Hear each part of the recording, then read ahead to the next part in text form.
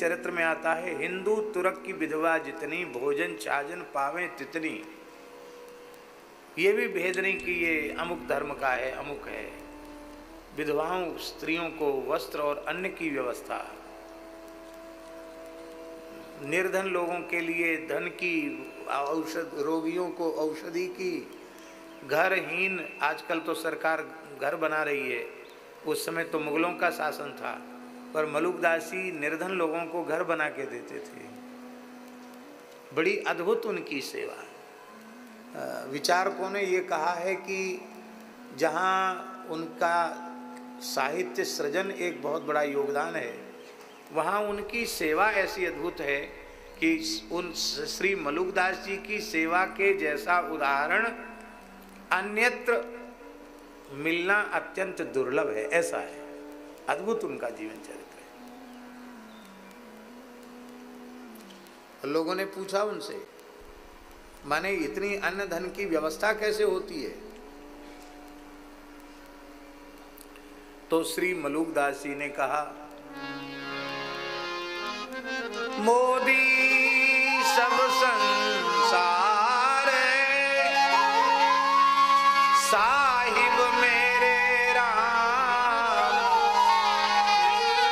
जा पर चीची उतरे सोई खर्चे दाम। सारा संसार मोदी है, कमाने वाला है, व्यवसाय करने वाला है, और साहिब मेरे राम, राजा राम, साहिब राजा राम, सर्वेश्वर सबके मालिक राजाधिराज श्री रामचंद्र प्रभु हैं। तो राम जी की चिट्ठी जिस पर पहुंच जाती है, जा पर चिट्ठी उतरे सोई खर्चे दाम। मैं कुछ नहीं करता, मैं तो केवल भगवान के सहारे बैठा हूँ। राम जी की चिट्ठी जिस पर पहुंच जाती है, इतना आटा, इतना दाल, इतना चावल, इतना घी, इतना बूरा, इतना मेवा, इतना कपड़ा, जो जिस वस्तु की चिट्ठी पहुंच जाती है और जिस पे पहुंच जाती है वही खर्च कर देता है। अब यहां एक बड़े रहस्य की बात है। आपसे हमारा परिचय ही नहीं है, हम आपको पहचानते नहीं, आपको जानते नहीं, तो आपको चिट्ठी भेजेंगे? अपरिचित को चिट्ठी नहीं दी जाती, परिचित को चिट्ठी दी जाती है। सभी जीव भगवान के हैं, पर भगवत सेवा में, गौ सेवा, संत सेवा में कुछ समर्पित करने की जो प्रेरणा है, यही राम जी की चिट्ठी है। और ये चिट्ठी उसी को प्राप्त होती है जिसको भगवान अपना करके मानते हैं। तो यदि किसी मनुष्य के जीवन में भगवान की सेवा का सौभाग्य प्रकट हुआ, तो आप समझ लो कि राम जी की चिट्ठी उससे मिल गई, राम जी ने उसे अपना लिया है। और एक दूसरा दोहा है गुरु जी, रहूं भरोसे राम के, रहूं भरोसे राम के, बणि जय कबहु न जाऊं। कमाने का कोई उद्यम नहीं करता, बणि जय कबहु न जाऊं, दास मलूका यूं कहे, हरि बिड़वे में खाऊं। कहते हमारा राम जी से समझौता हो गया है। क्या समझौता हो गया? बोले हमारा राम जी से यही समझौता हो गया,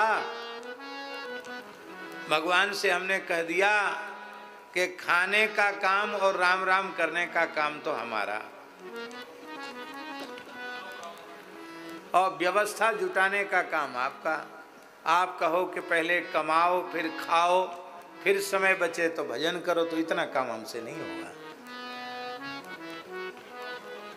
हम केवल राम राम का ठेका ले सकते हैं, और वो भोजन का ठेका आपको लेना पड़ेगा। हमारे यहाँ साधुओं में कहावत है,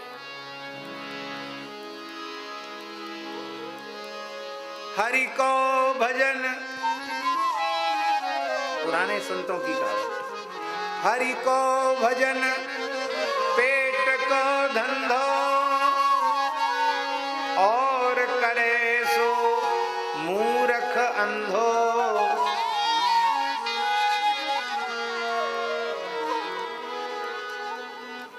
सब कमाने में ही तो परेशान है। बोले ये सब समय चला जाता है इसमें कमाने में। इसलिए अनन्यास चिंतयन्तो माम ये जनाः पर्युपासते तेषां नित्याभियुक्तानां योगक्षेमं वहाम्यहम्। इसका प्रत्यक्ष अनुभव करके, इसे चरितार्थ करके श्री मलुकदास जी ने लिखा है। और गुरुजी एक और विशेष बात, आज जो आ गया चरणों में द्रव्य, उसको आज सूर्यास्त होने के पहले पहले समाप्त कर देना। दूसरे दिन के लिए कुछ भी शेष न रखना। रोज नई व्यवस्था। जब अकबर ने सुना कि कमाते कुछ नहीं है और रिद्धि सिद्धि का कोई पारावार नहीं है, तो आखिर परीक्षा करें कि धन के प्रति लोभ तो प्रायः मनुष्य में होता है। कैसा फकीर है कि जो आवे उसी को लुटा देता है।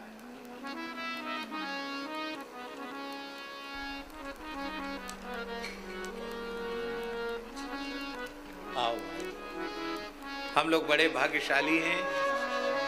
श्री हनुमानगढ़ी अयोध्या से पूज्य श्री महंत श्री धर्मदास जी महाराज कृपा पूर्वक पधारे हैं।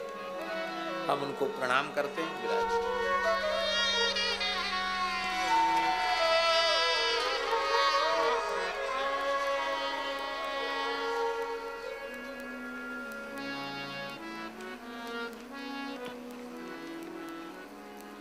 तो अकबर ने अपने वजीर को भेजा। बहुत ध्यान से सुने। मलुकदास जी की परीक्षा लेने के लिए भेजा। तो मोतियों में बसरा का मोती सबसे मूल्यवान माना जाता है। तो सोने के थाल में बसरा का मोती भर के श्री मलुकदास जी के चरणों में भेंट के रूप में भेजा अपने वजीर के द्वारा अकबर ने। उस समय तीर्थराज प्रयाग में एक महाकुंभ पर्व था और श्री मलुकदास जी श्री गुरुदेव की चरण सन्निधि में, देव मुरारी देवाचार्य जी की चरण सन्निधि में कुंभ में ही विराज रहे थे। सारी सेवा की व्यवस्था आप ही कर रहे थे। तो जब वजीर ने अकबर का नाम सुनाया और मोतियों से भरा हुआ स्वर्ण का थाल अर्पित किया और वह बैठ गए देखने के लिए कि मैं आज दिन भर रहूँगा, ये मोतियों का क्या करते हैं, इस थाल का क्या करते हैं, ये देखने के लिए। आपने तत्काल वैद्य को बुलाया और बोले ठाकुर जी को बीरी भोग धराने में चूने का प्रयोग तो हमेशा से हो रहा है, आज ठाकुर जी ने कृपा की है तो आज मोती को फूंक कर चूना बना करके और चूने की जगह मोती का चूना लगा करके और तब राम जी को भोग लगाया जाए बीरी का, पान का। उस जमाने में भैया जी बादशाह लोग मोती के चूने की बीरी मतलब चूने का प्रयोग करते थे। बादशाह लोग, आम जनता तो सोच भी नहीं सकती। और आपने सारे मोतियों को फूंक करके और उसका चूना बना करके, मोती का चूना बना करके भोग लगा करके और पंगत के बाद सब संतों में वितरित कर दिया। मोती खत्म हो गए और उसी समय एक ब्राह्मण, निर्धन ब्राह्मण रुदन करते हुए आया। बोले महाराज मैं बहुत गरीब ब्राह्मण हूँ, मेरी पुत्री विवाह के योग्य है, विवाह की तिथि निश्चित है, विवाह होने ही वाला है, नाते रिश्तेदारों ने कुछ सहयोग करने का आश्वासन दिया था, अब सबने हाथ खड़े कर दिए, अब मैं क्या करूं महाराज, बेटी का ब्याह है, 2 दिन 4 दिन बचे हैं, मैं क्या करूं, यदि व्यवस्था नहीं हुई तो मैं तो त्रिवेणी संगम में आत्महत्या करूं। आपने कहा कि नहीं, सब भगवान मंगल करेंगे। और वो सोने का थाल जो आया था बड़ा, वो थाल ब्राह्मण को दे दिया बोले इसको बेच बाज कर जैसे तुम हो अपनी बेटी का विवाह कर लो। तो उस वजीर को बड़ा आश्चर्य हुआ कि सोना मोती हीरा इसका कोई महत्व ही इनकी दृष्टि में नहीं है। समलोष्टास्म कांचन, यही है उनकी ऊंची अवस्था। और उसी समय महाराज जी भैया जी शाम को एक व्यापारी आया। उस व्यापारी ने एक बहुत मूल्यवान मोतियों की माला मलुकदास जी के गले में धारण करा दी। तो वजीर के मन में लालच आया, अकबर के वजीर के मन में, कि महाराज तो कुछ रखते नहीं है, जो आया उसको लुटा देते, किसी न किसी को दे देते हैं। तो मैं बादशाह का वजीर हूं, पर बादशाह के पास इतने मूल्यवान मोतियों का हार नहीं है जितना मूल्यवान ये हार। वो जानता था बहुत बेशकीमती मोतियों का हार है, तो यदि ये हमको प्रसादी में मिल जाए